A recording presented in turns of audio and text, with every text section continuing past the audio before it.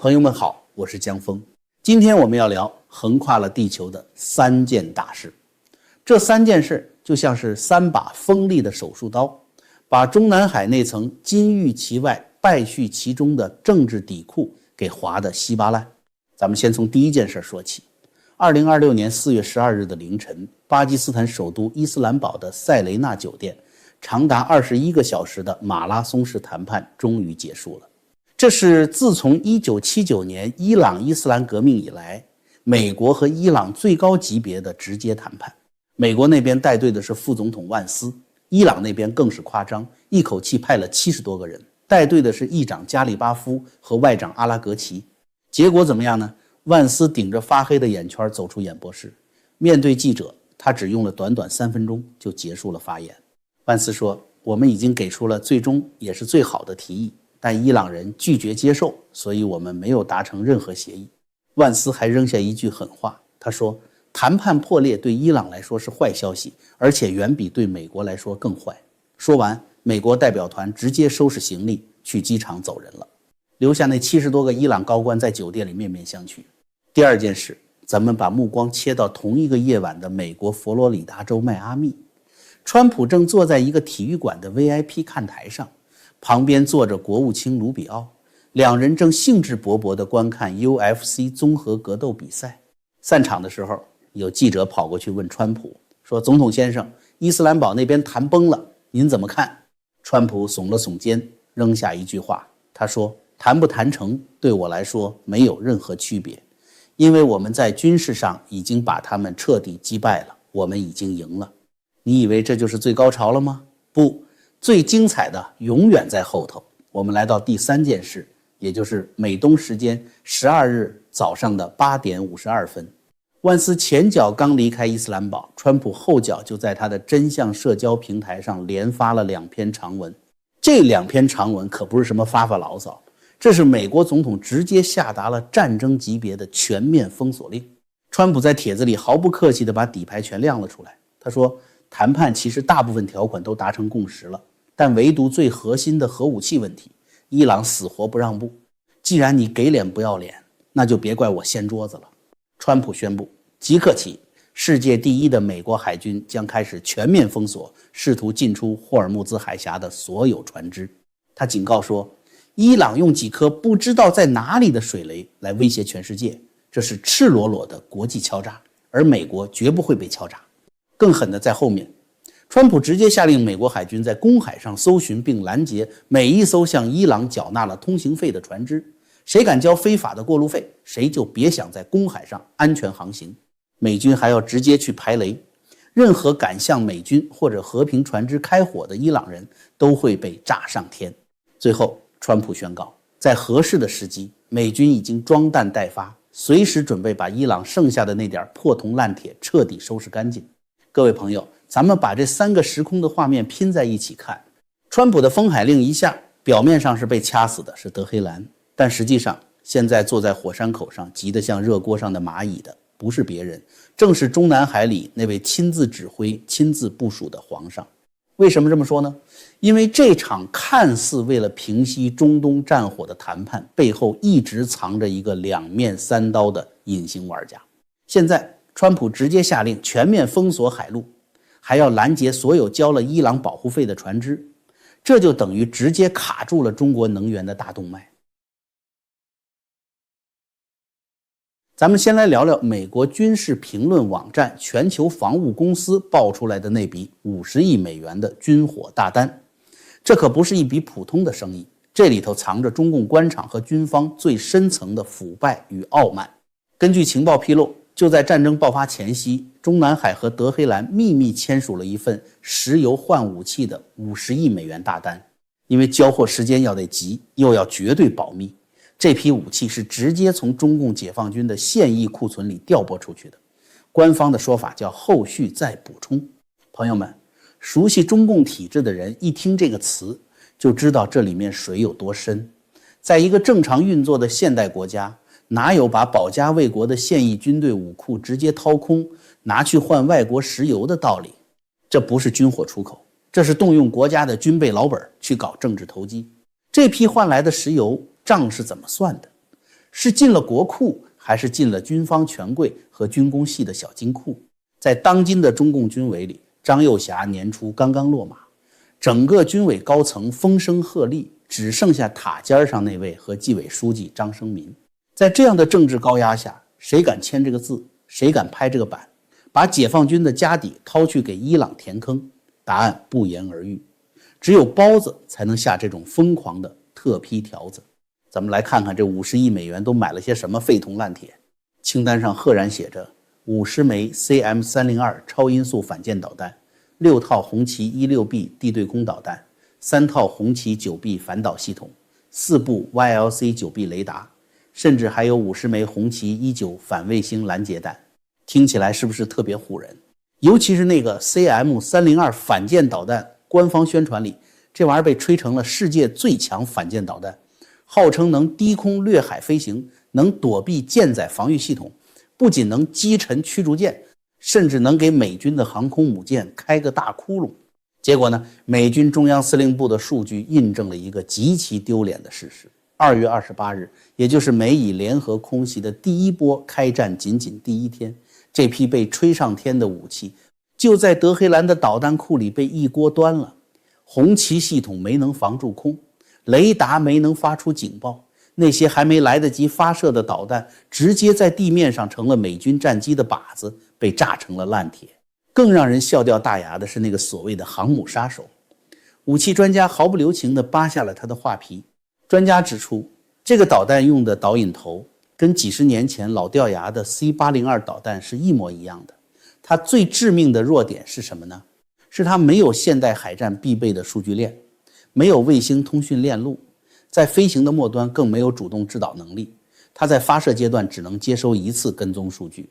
用大白话讲，这玩意儿只要一发射升空进入巡航高度，它就变成了个瞎子和聋子，再也收不到雷达的持续更新数据了。但你要拿它去打在海上高速机动、装备着宙斯盾系统的美军伯克级驱逐舰，那简直就是痴人说梦。实战数据也证明了这一点。美军中央司令部确认，美国海军的驱逐舰使用标准3和标准6防空导弹，成功拦截了超过52枚来袭导弹，其中就包括反舰导弹。一艘美军军舰都没有被击中，连块漆都没蹭掉。所以朋友们，你们再回头看看川普发的那条帖子，里面特意加了句话，他们的防空系统和雷达全是毫无用处的废物。伊朗自己可是造不出高端雷达和防空导弹的，这些被炸毁的红旗系统和 YLC 雷达上面全贴着中国制造的标签。美国总统这是当着全世界的面贴着包子的脸在疯狂嘲讽，你们吹上天的国防重器在美军面前连个鞭炮都不如。这不仅是50亿美元打了水漂的问题，这是一场要命的实战审计。这些年中共的军工系在官场上可谓如日中天，大批军工背景的官员进入政治局，甚至执掌国防部。他们靠着编制华丽的 PPT， 从国库里骗走了几万亿的军费，盖起了一座座金碧辉煌的利益大厦。以前军方腐败，好歹是关起门来自己查，中南海那位还能掩耳盗铃。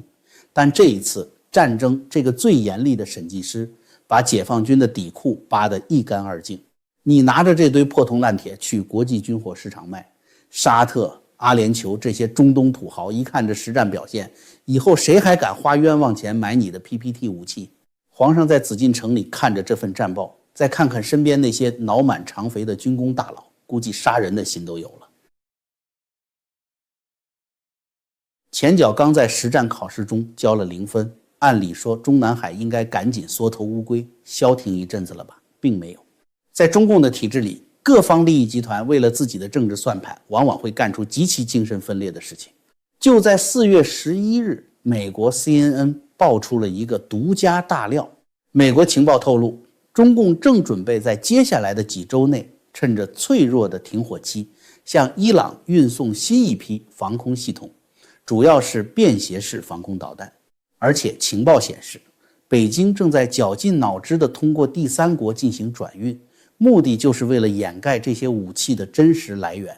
这事儿一出来，中共外交部立马跳脚了。驻华盛顿大使馆的发言人赶紧出来洗地，说中国作为一个负责任的大国，从未向冲突任何一方提供武器，美方这是在恶意煽动，中方一直致力于促成停火云云。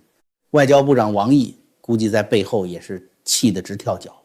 王毅最近可是忙坏了，据说打了20-30个电话给各方，满世界的包装中共和平调停人的人设。这眼看着5月份川普就要去北京访问了，外交部正费尽心机的想给皇上铺红地毯，准备搞一场大国博弈的巅峰对决戏码。可是军方和情报系统根本不买外交部的账，在中共的体制内，枪杆子永远压过笔杆子。对中共军方来说，伊朗是他们在整个中东搅乱局势、牵制美国的唯一重要支点。如果伊朗的武装力量被彻底打废了，那军方在中东的战略价值也就清零了。所以不管外交部怎么在外面唱和平的高调，军方为了保住自己的势力范围，必须偷偷给伊朗补血。但现在川普的全面封海令一下来，直接把中共军方的走私大计逼上了绝路。大家想想，要怎么把成批的防空导弹偷偷运到伊朗？空运目标太大，极易被美军预警机发现并拦截。海运原本是一个选择，藏在庞大的集装箱货轮里，神不知鬼不觉。但现在美国海军的大舰就在霍尔木兹海峡外面游弋，随时准备登船临检。走海路给伊朗偷运武器，这扇门已经被川普焊得死死的了。海路断了，中南海手里只剩下最后一张底牌，那就是陆路，也就是被中共吹得神乎其神的一带一路。有一条横贯欧亚大陆的铁路线，官方叫它中伊班列。这条线从浙江义乌或者上海出发，穿过新疆阿拉山口，横跨中亚的哈萨克斯坦、乌兹别克、土库曼斯坦，最后抵达伊朗的马什哈德和德黑兰，全程1万多公里。当年这条铁路开通的时候，中共可是大张旗鼓地拍纪录片，上新闻联播，把它包装成人类命运共同体的经济大动脉。但现在随着海路被封锁，这条和平列车硬生生地被中共军方变成了一条见不得光的军火走私专线。这就是情报里说的通过第三国转运。可这么干等于把中亚3国和巴基斯坦直接架在火上烤。哈萨克斯坦的托卡耶夫总统最近和莫斯科保持距离，乌兹别克也刚在联合国大会上和美国签了大额的经济合作协议，人家都在想方设法的跟美国搞好关系，发展经济。现在你北京为了自己那点见不得人的战略算盘，硬要逼着人家借道给你运导弹，帮着运吧，一旦被美国情报抓包，美国的制裁大棒马上就会砸到这些中亚国家头上，不帮着运吧，又得罪了包子。巴基斯坦更是尴尬到了极点，人家伊斯兰堡刚刚才充当了美国和伊朗停火谈判的东道主和调停人，巴基斯坦总理和军方总司令还在为和平奔走，结果转身一看，自己的全天候战略合作伙伴中共正试图把巴基斯坦的领土当成往伊朗送军火的中转站。你一边帮着美伊谈判，一边帮着中共给伊朗送枪炮，你这调停人还怎么当？包子这叫什么行为？为了保全自己的小弟伊朗，把所有的铁杆朋友全拉下水，这是典型的黑社会老大作风。你天天吹嘘一带一路是带动全球经济，结果一到关键时刻，这就是一条用来输出动乱的暗道。这里还有一个极其讽刺的细节对比，人家俄罗斯和伊朗早在2年前就公开签了合同，花了5亿欧元买了500套俄罗斯最先进的针式便携防空系统，人家走的是名牌。而中共这次准备偷运的是什么呢？根据情报分析，极大概率是前卫6防空导弹，和第一批50亿清单里被毁的那些是同款。这玩意儿技术水平比俄罗斯的落后整整1代，只是单波段红外制导，抗干扰能力差，但优点就是便宜量大。川普在迈阿密看格斗比赛时虽然笑呵呵的，但他那句如果中国这么做，中国会有大麻烦，绝对不是政客选举时的夸夸其谈，而是战区司令部级别的致命警告。包子在推进他那宏伟的走私计划时，恐怕根本没想过，这列从义乌开出的火车正在把整个中国拖入万劫不复的深渊。看完了军火翻车和海上封锁，咱们再把视线拉回到刚刚崩盘的伊斯兰堡谈判桌上。这场谈判的过程，如果你细细品味，简直就是中共官场内斗的一面完美镜子。大家可能会觉得奇怪，美国这边带队的是副总统万斯，加上几个特使，精明干练。伊朗那边呢，呼啦啦来了一大帮人，总共70多名高官。他们不仅包机飞到伊斯兰堡，据说谈判期间还不时有新的伊朗飞机降落，送来更多的人员。这阵势，不知道的还以为是来开联合国大会呢。为什么要派这么庞大的代表团？2个原因，一个比一个讽刺。第一个原因是怕死，尽管现在名义上是2周的停火期，但伊朗的高层领导人们根本不相信这个停火协议能保他们的命。所以这帮平日里在德黑兰耀武扬威的高官们，一听说要去巴基斯坦谈判，争先恐后的挤上飞机，跑到伊斯兰堡的5星级酒店里待着，好歹不用天天提心吊胆听防空警报。这是对所谓的强硬政权最大的讽刺。国家被打得千疮百孔，高官们却借着谈判的名义跑到国外去避难。第二个原因，也是最致命的原因，就是派系林立，互相掣肘。这70个人里，有外交部的，有国防部的，有财政部的，甚至连伊朗央行的行长都亲自来了。你见过哪个国家去谈停火协议，谈核武器裁军，是带着央行行长去的？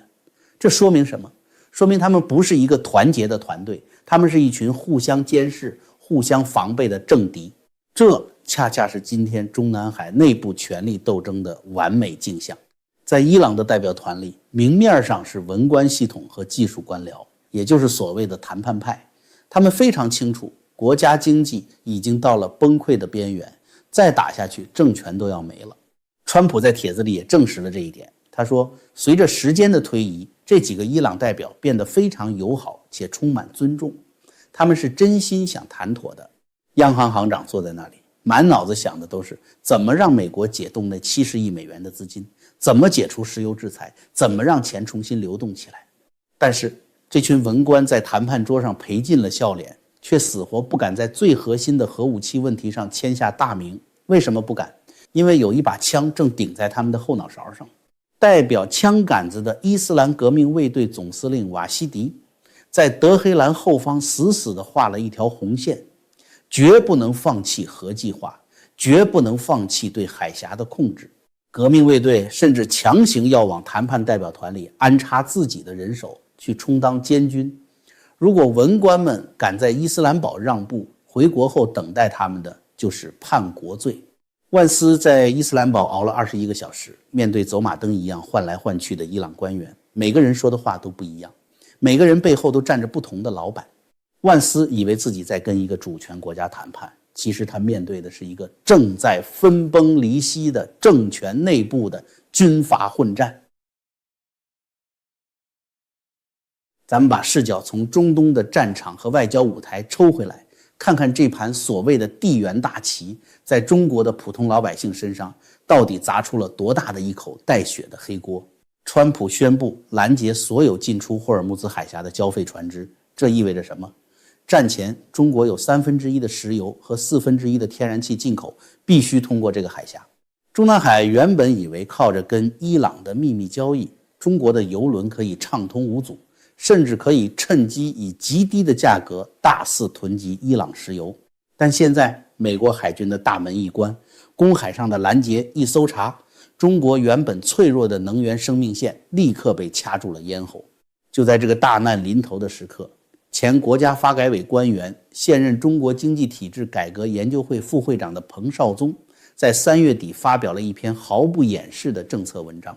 在这篇文章里，彭绍宗用了6个字，他说，我们必须摒弃侥幸心理，开始考虑最坏的情况。朋友们，在中共那种形势一片大好，不是小好是大好的官场语境里，一个发改委的前高官敢公然喊出摒弃侥幸心理，这意味着什么？这意味着宏观经济这座大厦的承重墙已经开裂了。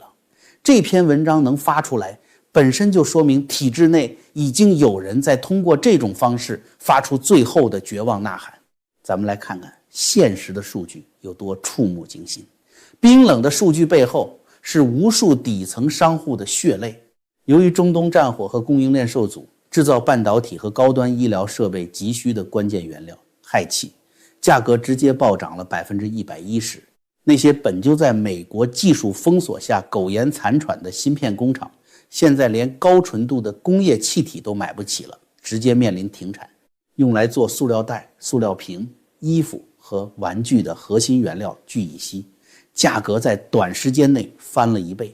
物流、航运、钢铁这些能源密集型行业，成本飙升了 25% 以上。花旗的分析师直接说，中国工业通缩的结束不是因为国内老百姓有钱消费了，而是被一场意想不到的外部战争生生把原材料成本给推高了。这种通胀叫输入型战争通胀，工厂进货的成本翻倍了，但国内的老百姓依然捂着钱包不敢消费，工厂造出来的东西卖不上价，只能在中间硬生生的承担亏损。这种内卷是要把实体经济最后一滴血给抽干的。咱们来看2个具体的微观悲剧，这比任何宏观数据都要扎心。温州有一家专门做储物货架的工厂，老板眼睁睁看着核心塑料原料一天一个价，坐着火箭往上窜。到了4月份，实在扛不住了，只能硬着头皮宣布所有新订单全面涨价。结果呢，涨价的通知发出去，客户立马跑了一大半。再看看浙江义乌，这里是全球小商品的心脏。一位名叫朱月来的露营用品出口商，因为石油价格飙升，化纤面料的成本直接跳涨了 20%。原本一个欧洲客户谈好了1万件帐篷的订单，因为成本上涨导致报价提高，客户二话不说，直接把订单砍到了3000件。7000件的差额，不仅是老板利润的缩水，更是流水线上几十个工人几个月的工资和养家糊口的钱没了。为了应对日益严重的能源和物资短缺，中共高层已经开始实施事实上的闭关锁国。他们在战争初期就悄悄颁布了柴油、航空、燃油和部分化肥的出口禁令。如果川普的海上封锁持续下去，禁令很快就会扩大到塑料、硫酸等基础工业原料。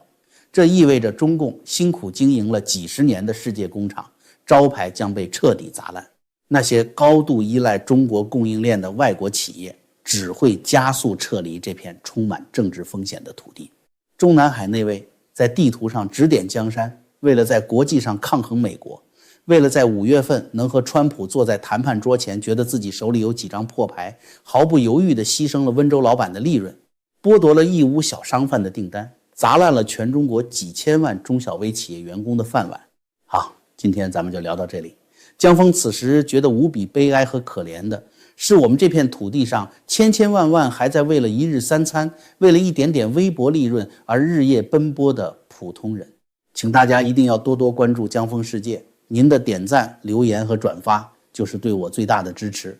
打开小铃铛，咱们下期节目不见不散。